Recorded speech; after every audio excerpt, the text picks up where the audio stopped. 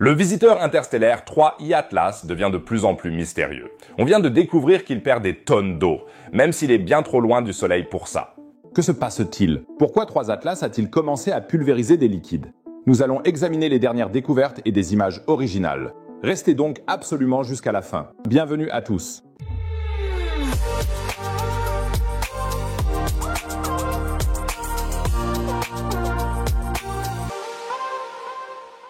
Les choses s'accélèrent autour de 3I Atlas et les infos se bousculent. Si vous ne voulez pas rater les prochaines nouvelles sur la comète interstellaire, abonnez-vous à la chaîne, ça ne coûte rien et vous m'aidez beaucoup. Merci les amis. Mais venons-en maintenant à notre visiteur cosmique. Dre Atlas a été découvert le 1er juillet de cette année.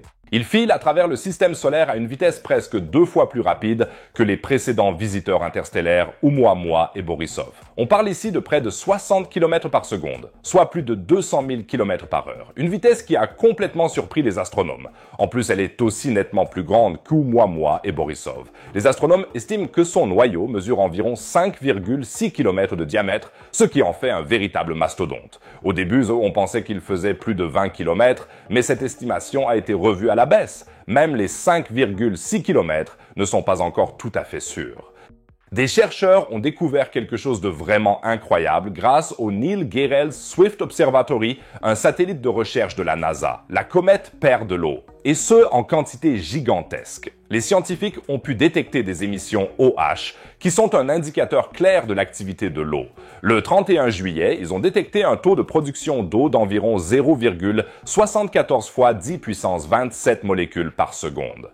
Ça paraît abstrait, et ça l'est aussi. Mais laissez-moi traduire ça en chiffres plus compréhensibles. Cela représente environ 22 kg d'eau par seconde. Jusqu'au 19 août, ce taux avait presque doublé pour atteindre 40 kg par seconde. Elle perd 40 kg par seconde et projette de l'eau dans l'espace. À ce moment-là, 3I Atlas était à 2,9 unités astronomiques du Soleil. Ça fait presque 434 millions de kilomètres. À cette distance, le rayonnement solaire est en fait beaucoup trop faible pour faire sublimer efficacement la glace d'eau. La plupart des comètes de notre système solaire ne montrent une telle activité que lorsqu'elles sont beaucoup plus proches du Soleil. Bien qu'il ait en réalité été bien trop éloigné du Soleil, il a donc commencé à émettre des liquides. En ligne, les spéculations vont déjà bon train, et beaucoup disent que cela doit être la preuve qu'Atlas a été envoyé ici par des extraterrestres.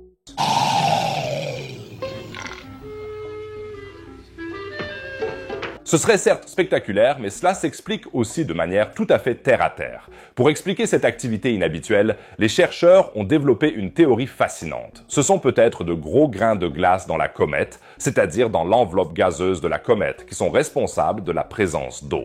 Ces grains se réchaufferaient plus vite que le noyau lui-même, ce qui ferait sublimer leur glace. Ça expliquerait pourquoi on voit déjà de l'eau loin du Soleil. Les observations par spectroscopie dans le proche infrarouge faites avec l'observatoire Gemini South et l'Infrared Telescope Facility soutiennent cette idée. Quelques questions restent en suspens, car pour expliquer le taux de production d'eau mesuré uniquement par la sublimation du noyau, il faudrait une surface active d'au moins 7,8 km². La plupart des comètes du système solaire ont des zones actives représentant seulement 3 à 5% environ. Atlas est donc sans aucun doute une comète exceptionnellement active. Et pour rendre tout cela encore plus fascinant, la découverte de l'activité de l'eau a eu lieu presque simultanément à la détection de cyan dans la comète. Normalement, le cyan est l'un des fragments détectables les plus éloignés du noyau, car il a une forte efficacité de fluorescence. Le fait que les émissions OH et le cyan aient été détectées presque en même temps est inhabituel et pourrait indiquer que la composition ou la distribution des substances volatiles de 3I Atlas est différente de celle des comètes de notre système solaire. Il appartient peut-être à une toute nouvelle classe de comètes, mais tout ça ne parle pas en faveur d'une origine extraterrestre, même si c'est bien sûr l'explication la plus excitante. Mais il y a une autre histoire passionnante. Atlas a été photographié depuis mars. Le 3 octobre, la comète a atteint son point le plus proche de la planète rouge, à environ 29 millions de kilomètres. L'ESA avait prévu d'observer la comète avec ses orbiteurs martiens, Mars Express et ExoMars, le Color and Stereo Surface Imaging System, ou CASIS sur l'ExoMars Trace Gas Orbiter, a réussi à capturer la comète. Les images montrent la chevelure, c'est-à-dire cette atmosphère floue qui se forme par sublimation du matériau de surface. Le noyau, qui ne mesure que quelques kilomètres, n'était pas visible à cette distance. Ce serait comme essayer de voir une aiguille sur la surface de la Lune depuis la Terre. Mais la chevelure, elle, était bien visible. Colin Wilson, chercheur à l'ESA, explique. Ce que montrent les images, c'est qu'on peut voir la comète se déplacer dans le champ de vision. On voit clairement qu'elle se déplace rapidement, à environ 60 km par seconde. On voit aussi qu'elle n'est pas tout à fait symétrique dans le champ de vision, ce qui correspond à ce qu'on attend d'une comète. Ces observations étaient importantes car nous ne pouvons pas voir la comète depuis la Terre en ce moment. En effet, nous nous trouvons actuellement de l'autre côté du Soleil. Les vues depuis Mars étaient donc les plus proches que nous pouvions obtenir. Il y a même eu des spéculations selon lesquelles le rover Perseverance, à la surface de Mars, aurait pu photographier la comète.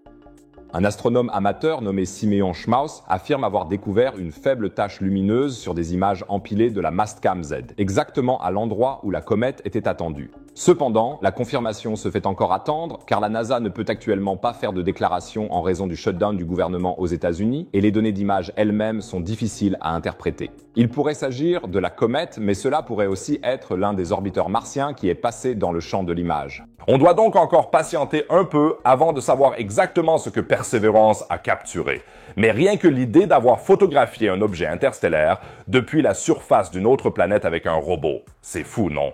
Et maintenant, qu'est-ce qui va se passer? Atlas va atteindre son point le plus proche du Soleil, le périhélie, le 29 octobre. Après ça, il va s'éloigner du Soleil et reviendra dans notre champ de vision en novembre. Et vers le 19 décembre, il sera le plus proche de la Terre. Cependant, à une distance d'environ 270 millions de kilomètres, donc relativement éloigné, mais néanmoins observable. Il reste donc passionnant de suivre tous les résultats de recherche à venir sur 3i Atlas et d'autres découvertes cosmiques, et je vous tiendrai informé ici sur la chaîne. Alors, n'hésitez pas à vous abonner maintenant et pensez aussi à laisser un pouce bleu pour bien stimuler l'algorithme de YouTube. Et à propos de découvertes mystérieuses venues de l'espace. Le télescope James Webb a récemment capté des signaux qui semblent être plus rapides que la lumière. Mais selon la théorie de la relativité, c'est impossible, non?